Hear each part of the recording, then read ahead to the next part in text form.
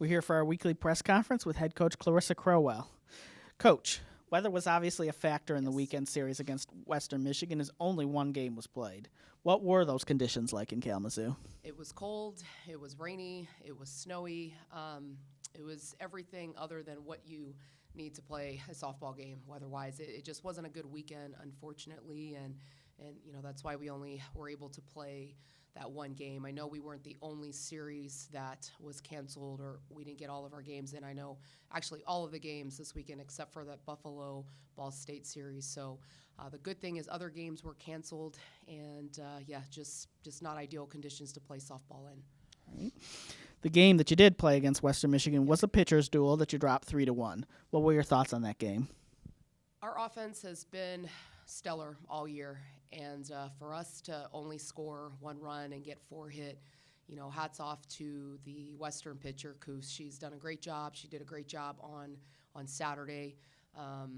It was a pitcher's duel. Amber threw a good game, and our defense played well, but unfortunately we didn't play well enough from a pitching and defensive standpoint to hold them down a little bit longer for our offense to make adjustments. But we tell our kids every week is it doesn't matter what the paper says. It doesn't matter what the statistics says. It's about the team that shows up that day. And honestly, Western was the better team that day. They out-hit us, they out-pitched us, and they had a better game than we did. And again, for them to have held our offense down to one run, that doesn't happen very often. So we just gotta get back on track this week. All right.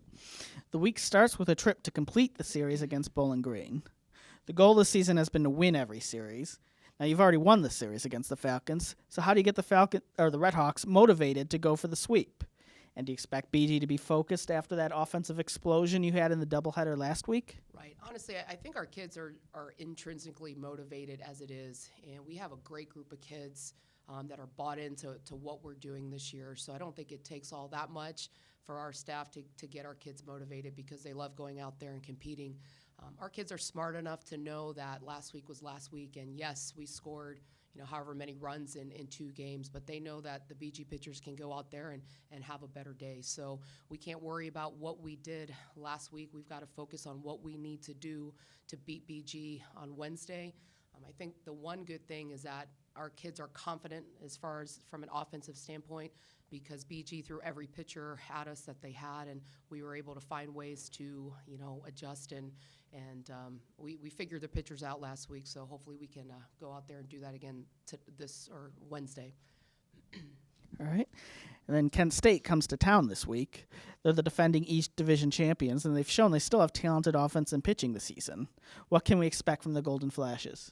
We're focused right now on Bowling Green, and today in practice, what we're going to focus on is just how our team needs to get better for BG. Tomorrow's practice will be more focused on Bowling Green. But overall, I know Kent State's having a really good year. Just like you said, they're pitching it well, they're hitting it well, and they're going to be a very tough team to beat. But right now, we're going to focus on the Falcons, and when we get back from Bowling Green, that's when we'll start really focusing hard on Kent State. Thank you, Coach. Thank you.